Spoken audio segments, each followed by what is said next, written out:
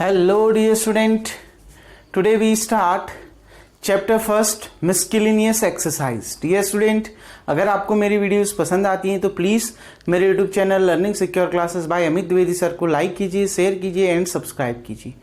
Dear student, question number 13 to question number 16 हम पहले discuss कर चुके हैं. आज हम क्वेश्चन नंबर फर्स्ट से स्टार्ट करेंगे. क्वेश्चन नंबर फर्स्ट क्या कह रहा है बच्चों, देखिए. इन दिए गए सेट्स में से आपने ये डिसाइड करना है कि कौन सा सेट किसी दूसरे सेट का सबसेट है. कौन सा सेट इसमें से किसी दूसरे सेट का क्या है, सबसेट है. अब ये हो सकता है कि एक सेट एक से ज्यादा दिए गए सेट्स का सबसेट हो सकता है. क्लियर. सबसेट की डेफिनेशन आपको मालूम होनी चाहिए. मैंने आपको समझाया था, जैसे ए कोई सेट है, अगर उस सेट के सारे एलिमेंट आपको बी पर भी मिल जाते हैं. कोई सेट ए है, अगर उस सेट ए के सारे एलिमेंट आपको बी पर भी मिल जाते हैं और बी में कुछ एक्स्ट्रा एलिमेंट भी अगर होते हैं, तब आप कह सकते हैं A is a subset of B. Clear. देखो बच्चों, ए क्या बोल रहा है, x such that x belongs to R and x satisfied x square minus 8x plus 12 equal to 0. यानी x such that x belongs to R, x एक real number है और एक्स सेटिस्फाइड करता है इस इक्वेशन को. मतलब इस इक्वेशन को जो सॉल्व करके आएगा वही एक्स की वैल्यूज इस सेट ए के अंदर होंगी. क्लियर. इसको सॉल्व करके जो भी आएगा वही एक्स की वैल्यूज इस सेट ए के अंदर होंगी. तो इसको सॉल्व कर लेते हैं बच्चों. Now x square minus 8x plus 12 equals to 0. देखिए, अब आपको देखिए यहां पर मल्टीप्लाई करके आपको 12 चाहिए और ऐड करके आपको 8 चाहिए. तो कितना लिख सकते हैं, x square minus 6x minus 2x plus 12 equals to 0. That implies that बच्चों इन दोनों में से x कॉमन आ रहा है. कितना बचा, x माइनस 6. ठीक. इन दोनों में से -2 कॉमन आ रहा है. कितना बचा, x माइनस 6. फैक्टर करना आपको आता है, छोटी क्लास में आपने पढ़ रखा है. दैट इंप्लाइज दैट बच्चों x माइनस 2 और x माइनस 6 इक्वल टू 0. पूरे में से x माइनस 6 कॉमन आ गया, बच गया x माइनस 2, तो इतना equal to 0. That implies that बच्चों x की वैल्यू देखो, x माइनस 2 को 0 के बराबर रख दो तो x इक्वल्स टू 2 आ जाएगा और x माइनस 6 को 0 के बराबर रख दोगे तो x की दूसरी वैल्यू 6 आ जाएगी. तो x की दो वैल्यूज आई और ये दोनों कैसे नंबर हैं, रियल नंबर हैं. Hence set A equals to आपको कितना मिल गया बच्चों, सेट ए के अंदर x की वैल्यूज आएंगी.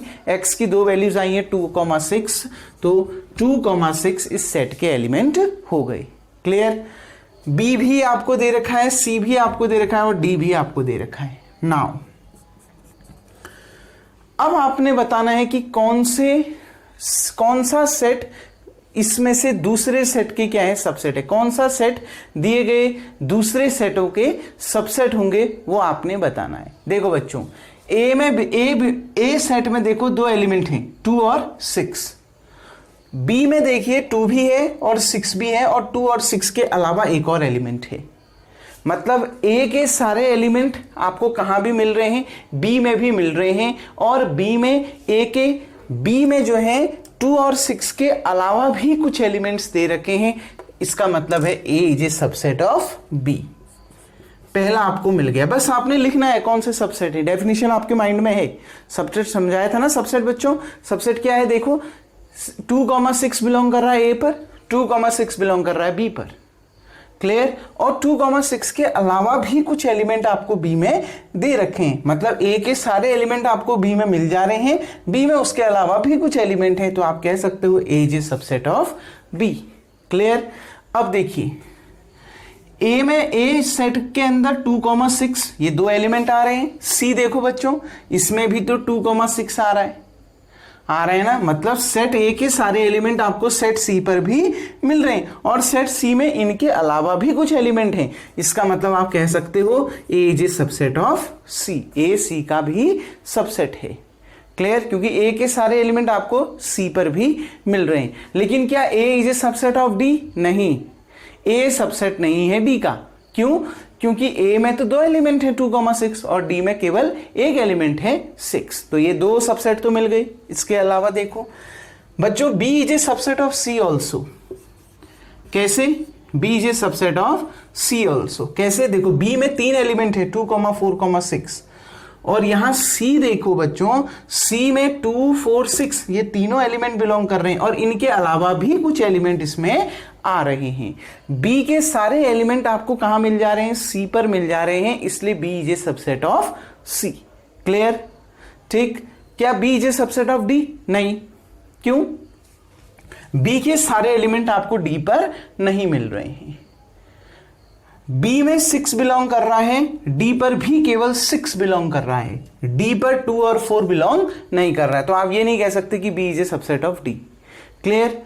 क्या सी किसी का सबसेट है? बिल्कुल नहीं, क्योंकि सी तो सुपर सेट है। सबसे बड़ा सेट यहां क्या है? सी ही है। क्लियर बच्चों? अब देखो ये डी किस किस का सबसेट हो सकता है? बच्चों D is a subset of A. A is not a subset of D. A D का सबसेट नहीं है, लेकिन डी ए का सबसेट है। क्यों? क्योंकि देखो डी के सारे एलिमेंट आपको ए पर मिल जा रहे हैं। डी में आने वाले सारे एलिमेंट आपको ए में मिल रहे हैं ना। देख लो डी में 6 आ रहा है, वो ए में मिल रहा है ना। बस D is a subset of A. D में आने वाले सारे एलिमेंट आपको बी पर भी मिल रहे हैं ना, तो आप क्या भी कह सकते हो? D is a subset of B. D में आने वाले सारे एलिमेंट आपको सी में मिल रहे हैं ना, तो आप क्या भी कह सकते हो? D is a subset of C. तो बच्चों इतने जो सेट हैं वो सबसेट होंगे दिए गए सेट के। A is a subset of B, A is a subset of C, B is a subset of C, D is a subset of A, D is a subset of B, D is a subset of C. तो यही आपका question number first का क्या होगा? Answer होगा। Subset की definition बहुत अच्छे से मैंने एक्सप्लेन करी है, बस ध्यान रखना सबसेट क्या कहता है, सबसेट की डेफिनेशन क्या होती है।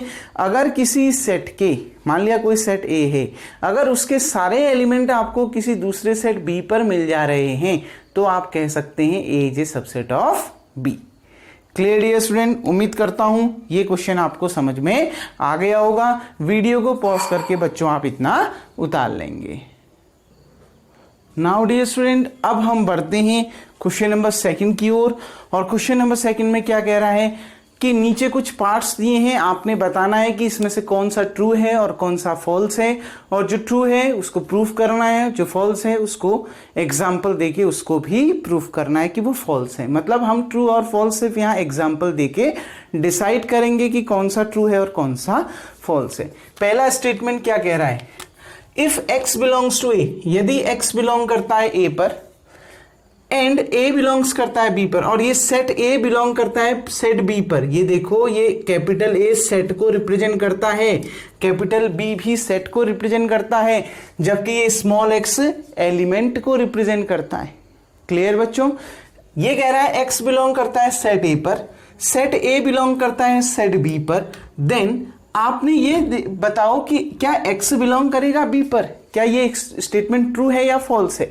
ये कह रहा है अगर x बिलोंग करता है a पर और सेट a बिलोंग करता है सेट b पर, तो x बिलोंग करता है b पर। ये स्टेटमेंट ट्रू है या फॉल्स है? बच्चों कोई नहीं, एग्जाम्पल अपने मन से लेना है। कोई भी सेट ले लीजिए, जैसे मैंने कोई एक सेट ले लिया 1 2 3।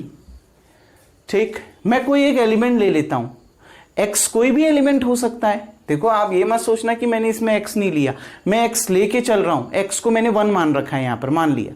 ठीक है ना, x इक्वल्स टू मैं 1 मान रहा हूं। ठीक, एक एग्जांपल लेके चल रहे हैं। तो ये सेट, इस सेट को देखिए बच्चों, 1 बिलोंग कर रहा है ना ए पर, बिलोंग एलिमेंट करता है, सेट बिलोंग नहीं करता।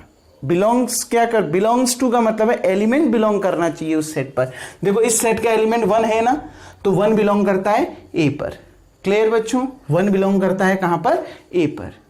अब ये क्या बोल रहा है? ये भी दिया है कि सेट ए बिलोंग करता है सेट बी पर। अब ये कैसे हो गया? देखो तो सेट बी क्या होगा?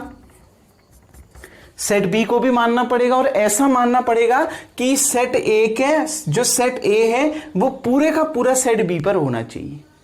क्लियर? सेट ए पूरा का पूरा सेट बी पर होना चाहिए। क्लियर बच्चों? ध्यान रखना, ये सेट ए पूरा का पूरा कहां होना चाहिए? सेट बी पर होना चाहिए। क्लियर बच्चों? अब देखिए मैंने मान लिया 4 5, सेट ए क्या दे रखा है आपको? 1 2 3। क्लियर? 4 5 और आपको सेट ए क्या दे रखा है? 1 2 3। ये पूरा एक साथ उतरेगा। आ गई ना बात समझ में? ये पूरा एक साथ उतरेगा। ये जहां भी उतरेगा ये सेट तो जरूर है, ये अपने आप पर सेट है, लेकिन अगर ये सेट बी के लिए एलिमेंट का काम कर रहा है जो कि आपको दिया है, तो ये जहां भी उतरेगा साथ उतरेगा। आप इसमें 1 को अलग से नहीं, 2 को अलग से नहीं, 3 को अलग से नहीं उतार सकते। मैंने बहुत अच्छे से क्लियर किया बच्चों एक्सरसाइज में ही, ठीक है? ये जहां भी उतरेगा साथ उतरेगा। क्लियर? इसको हमने बंद कर दिया, एक सेट के अंदर लिख दिया। अब देखिए, अब यहां से तो हमें यह पता चल रहा है ए बिलोंग कर रहा है बी पर। इस एग्जाम्पल से पता तो चल रहा है ना, ए बिलोंग कर रहा है बी पर। ए ये है, यही तो ए है। अगर मैं 1 2 3 ना लिख के 1 2 3 की जगह मैं ए लिख दूं तो ए बिलोंग कर रहा है बी पर, कर रहा है ना? अब देखिए बच्चों, नाउ हेंस अब बताइए कि क्या x बिलोंग कर रहा है बी पर? x आपने 1 मान रखा है, क्या 1 बिलोंग कर रहा है बी पर? देखिए, क्या 1 बिलोंग कर रहा है बी पर?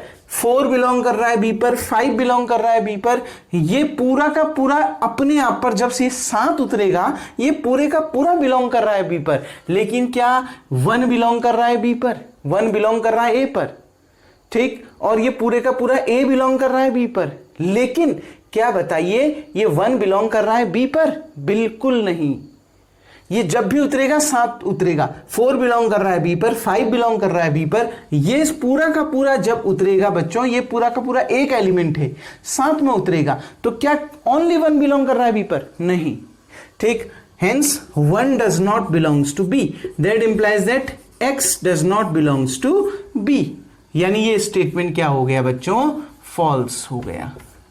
ये स्टेटमेंट आपका क्या हो गया? फॉल्स आपका निकल के आ गया। आ गई ना बात समझ में? कैसे हमने इसको फॉल्स किया, समझ में आया? ठीक? कोई भी अपने मन से एक एग्जांपल लो, ठीक? अब देखिए, मैंने उस एग्जांपल में क्या किया बच्चों, कुछ भी नया नहीं कर रखा है।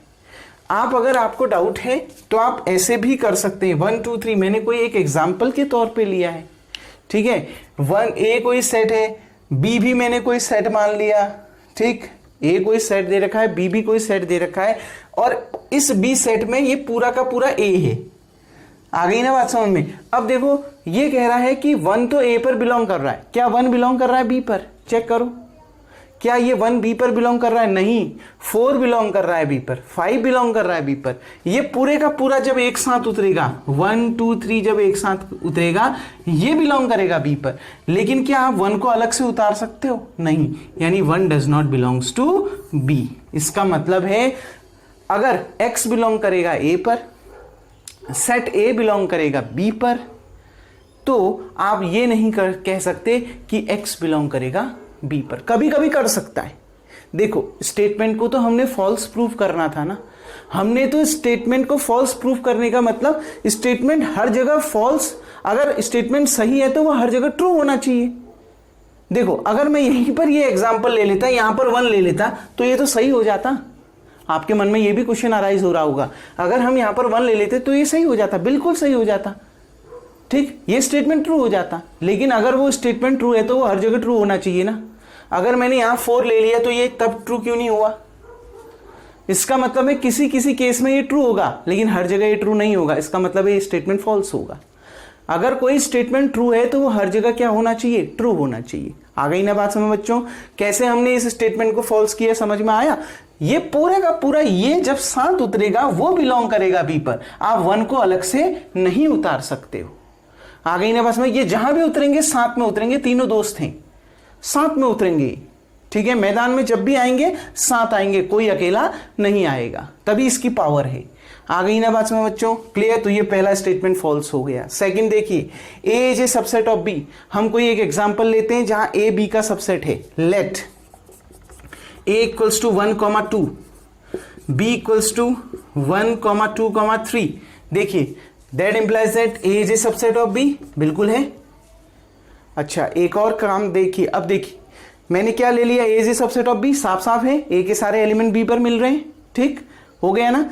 अब b बिलोंग्स टू c, और b सेट b बिलोंग कर रहा है c पर, मतलब c आप एक सेट लीजिए, ठीक? c यहां पर कोई सेट लीजिए जहां पर b उस c पर आना चाहिए। ये जो b सेट है उस c पर आना चाहिए। तो मैंने ले लिया 4, 5, सेट 1, 2, 3, ले लीजिए, बी ले लिया ना इसके अंदर, देखो 4 बिलोंग कर रहा है सी पर, 5 बिलोंग कर रहा है सी पर, ये पूरा 7 उतरेगा और ये भी बिलोंग कर रहा है सी पर। इसका नाम क्या है, इस सेट का नाम क्या है, बी। इसका मतलब है बी बिलोंग कर रहा है सी पर। अब जो आपने प्रूफ करना है, दैट इंप्लाइज दैट, यहां से पता चल गया बी बिलोंग कर रहा है कैपिटल सी पर, हेंस अब क्या आपका स्टेटमेंट सही है? क्या सेट ए बिलोंग कर रहा है सी पर? सेट ए क्या है? सेट ए है 1,2, सेट के अंदर 1,2। देखो बच्चों, क्या सेट के अंदर 1,2 बिलोंग कर रहा है ए पर? नहीं, मैंने अब भी कहा ये पूरा 7 उतरेगा, आप इसको अलग अलग नहीं उतार सकते हो। ये एक सेट के अंदर है ना 1 2 3, तो ये जहां भी उतरेगा 7 उतरेगा। 4 बिलोंग कर रहा है सी पर, 5 बिलोंग कर रहा है सी पर, ये बी बिलोंग कर रहा है सी पर, लेकिन क्या ए बिलोंग कर रहा है सी पर? दिख रहा है आपको? क्या कहीं सी पर कोई सेट ए दिख रहा है आपको? नहीं दिख रहा है। That implies that hence A does not belongs to C, यानी ये स्टेटमेंट भी क्या हो गया बच्चों? फॉल्स हो गया। ये स्टेटमेंट भी क्या हो गया? फॉल्स हो गया। आ गई ना बात? हमने तो अगर स्टेटमेंट ट्रू है ना बच्चों, तो वो हर जगह ट्रू होना चाहिए। कोई एक एग्जाम्पल ऐसा नहीं होना चाहिए जहां पर वो फॉल्स आ जाए, वो हर जगह ट्रू होना चाहिए। जैसे ये एग्जाम्पल फॉल आ गया, देख फॉल्स आ गया। 4 बिलोंग कर रहा है सी पर, 5 बिलोंग कर रहा है सी पर, ये पूरा का पूरा सेट, जिस सेट का नाम क्या है? बी, बी बिलोंग कर रहा है सी पर, लेकिन क्या ए बिलोंग कर रहा है सी पर?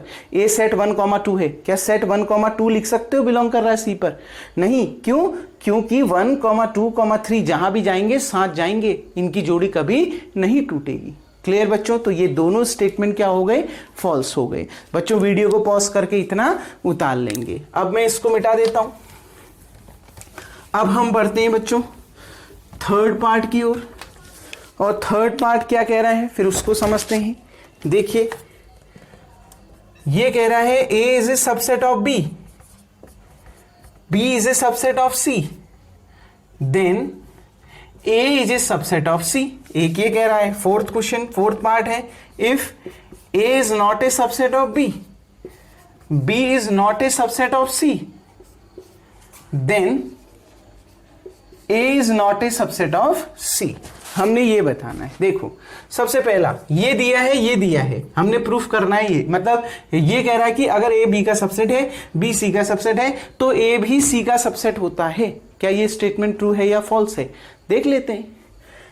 वैसे ट्रू होना चाहिए, देख लेते हैं। Let A equals to 1,2, B equals to, क्योंकि ए बी का सबसेट है तो 1,2,3, ठीक। सी इक्वल्स टू, क्योंकि बी सी का सबसेट है 1,2,3,4। देखो बच्चों, that implies that A is a subset of B, B is a subset of C. A B का सबसेट है ना, ए के सारे एलिमेंट बी पर मिल रहे हैं, बिल्कुल। बी भी सी का सबसेट है ना, बी के भी सारे एलिमेंट सी पर मिल रहे हैं। अब देखिए, क्या यहां पर ए सी का सबसेट है?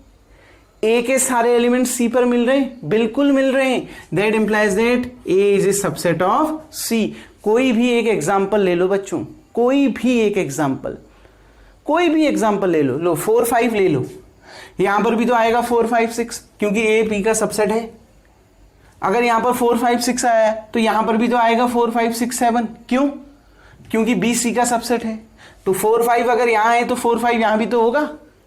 आ गई ना बस में? कोई भी एग्जाम्पल ले लो, ये स्टेटमेंट हमेशा क्या होगा? ट्रू होगा। इसका मतलब है ये आपका ट्रू हो गया। क्लियर बच्चों?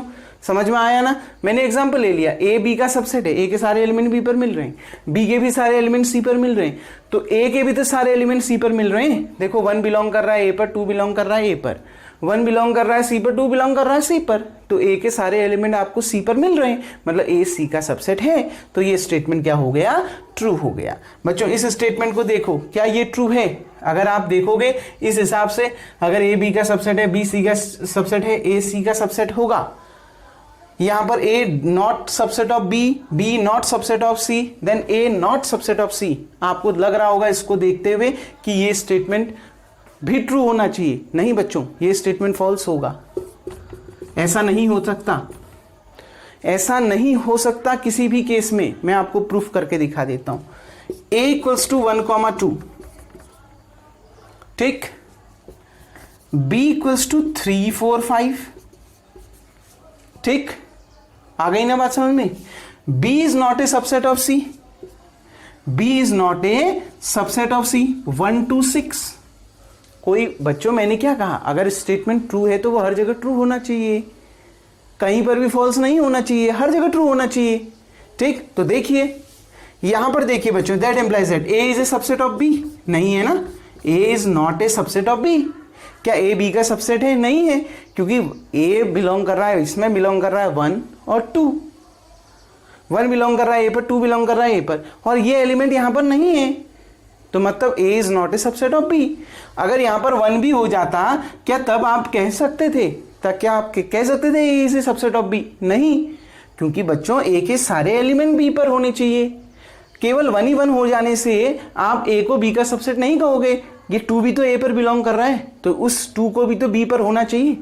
आ गई ना बस में, इस केस में भी A is not a subset of B. Clear? अब देखो, क्या B is a subset of C? नहीं, बी भी सी का सबसेट नहीं है इस केस में। देख लो आप, क्या बी सी का सबसेट है? 1 बिलोंग कर रहा है बी पर, 4 बिलोंग कर रहा है बी पर, 5 बिलोंग कर रहा है बी पर, तो ये तीनों के तीनों एलिमेंट यहां होने चाहिए, तभी तो सबसेट होगा। 1 बिलोंग कर रहा है सी पर, अब 4 और 5 तो बिलोंग ही नहीं कर रहा सी पर, तो कहने का मतलब है बी भी सबसेट नहीं है सी का। लेकिन क्या ए सी का सबसेट है? बिल्कुल है। देखिए 1 बिलोंग कर रहा है ए पर, 2 बिलोंग कर रहा है ए पर, 1 बिलोंग कर रहा है सी पर, 2 बिलोंग कर रहा है सी पर, लेकिन A is a subset of C. That implies that A is a subset of C. लेकिन ए तो सी का सबसेट है इस केस में। देखो कोई एग्जाम्पल ऐसे भी होंगे जिसमें A is not a subset of C है, लेकिन मैंने एक एग्जाम्पल ऐसा भी दिखा दिया ना जहां ए is a subset of C है। मैंने क्या कहा, अगर कोई स्टेटमेंट ट्रू है तो वो हर जगह ट्रू होना चाहिए। कोई एक एग्जाम्पल मेरे को ऐसा नहीं मिलना चाहिए जहां पर वो फॉल्स हो जाए। मेरे को तो मिल गया वो एक एग्जाम्पल जहां ये फॉल्स हो रहा है, तो ये स्टेटमेंट क्या होगा? फॉल्स होगा। क्लियर? क्योंकि ए इज सबसेट ऑफ सी हो सकता है, A is a subset of सी ये हो सकता है। कहीं कहीं पर ये वाली कंडीशन लागू हो सकती है, लेकिन कहीं कहीं पर ये इस एग्जाम्पल में ये वाली कंडीशन भी तो लागू हो गई।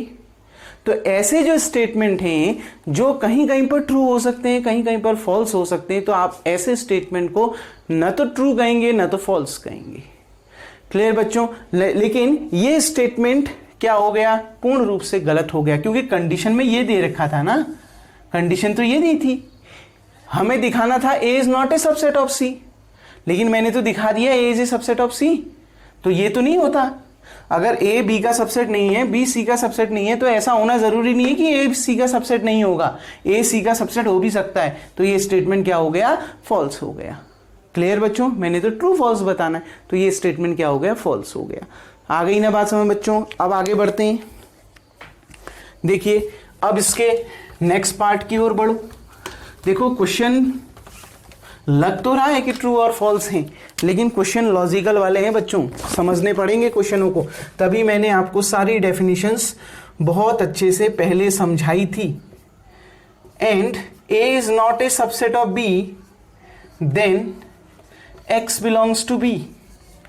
उसके बाद if A is a subset of B and x does not belongs to B, then x does not belongs to A। बच्चों अब इन दोनों कंडीशंस को हम देखते हैं कि ये दोनों कंडीशंस आपके क्या कह रहे हैं। ठीक, देखिए if x belongs to A, अगर x बिलोंग कर रहा है A पर, let A equals to 1, 2, 3, that implies that x equals to 1 मान के चलता हूं और 1 बिलोंग कर रहा है ए पर, मतलब x बिलोंग कर रहा है ए पर, x इक्वल्स टू 1 मान लिया। सपोज करता हूं, आप कह रहे होंगे बार बार 1 ही क्यों मान रहे, लो 3 मान लिया, 3 बिलोंग्स कर रहा है ए पर। ठीक, a is not a subset of b, और a b का सबसेट नहीं है, मतलब ये a के सारे एलिमेंट b पर नहीं मिल रहे। देखो now let b equals to क्या? 2, 4, 6, that implies that A is not a subset of B। देखो A में बिलोंग कर रहा है 1 बिलोंग कर रहा है ए पर, क्या 1 बिलोंग कर रहा है बी पर? नहीं, मतलब ए के सारे एलिमेंट बी पर नहीं है। कहने का मतलब A is not a subset of B, A B का सबसेट नहीं है। तो क्या इस केस में एक्स बिलोंग कर रहा है बी पर? बच्चों क्या इस केस में एक्स बिलोंग कर रहा है बी पर? देखिए एक्स कितना है, एक्स है आपका 3, लेकिन क्या 3 है बी पर? नहीं है। क्या x इक्वल टू 3 माना था ना, तो that implies that x equal to 3 does not belongs to b, hence statement is false, statement is false. बस स्टेटमेंट फॉल्स आ गया। अरे बच्चों हमने तो स्टेटमेंट, अगर स्टेटमेंट ट्रू है, बार बार वही बात आ रही है, अगर स्टेटमेंट ट्रू है तो हर जगह ट्रू होना चाहिए। अगर आप सोचते हैं हम यहां 3 4 6 लिखते तब तो होता, बिल्कुल होता 3 4 6, ए उस समय भी सबसेट नहीं होता बी का, नहीं होता, ठीक। तो x इक्वल टू 3 बिलोंग कर जाता बी पर, तब तो लग रहा था कि स्टेटमेंट ट्रू है। लेकिन मैंने एक एग्जांपल दे दिया ना आपको, जहां x does not belongs to B कर रहा है, जहां x बी पर नहीं है। एग्जाम्पल दे तो दिया आपके सामने, इसका मतलब है ये स्टेटमेंट हर जगह ट्रू नहीं है। तो ये इसका जो दिया गया कथन है ये फॉल्स है। स्टेटमेंट को अगर ट्रू है तो हर जगह ट्रू होना चाहिए। आगे 4th चैप्टर आएगा आपका PMI, ठीक है ना, प्रिंसिपल ऑफ मैथमेटिकल इंडक्शन, उसमें आप समझोगे कि स्टेटमेंट को हर जगह ट्रू होना पड़ेगा। तो ध्यान रखना ये स्टेटमेंट कहीं कहीं पर ट्रू हो सकता है, लेकिन मैंने एक एग्जांपल दे दिया जहां पर ये स्टेटमेंट फॉल्स है। अधिकतर बार ये स्टेटमेंट फॉल्स भी हो सकता है, तो ये स्टेटमेंट हर जगह ट्रू नहीं है, इसलिए हमने इसको फॉल्स लिख दिया। क्योंकि ये तो कह रहा है अगर एक्स ए पर है, ए बी का सबसेट नहीं है, तो एक्स बिलोंग करेगा बी पर, एक्स करेगा ही करेगा, कह रहा है बी पर बिलोंग। कहां करेगा? मैंने दिखा दिया आपको, एक्स बी पर बिलोंग नहीं कर रहा, तो ये स्टेटमेंट क्या हो गया? फॉल्स हो गया। क्लियर? लास्ट देखिए बच्चों, A is a subset of B, let A equals to 1 3, B equals to 1 3 5, ठीक। और यहां पर से हमें पता चल रहा है A is a subset of B.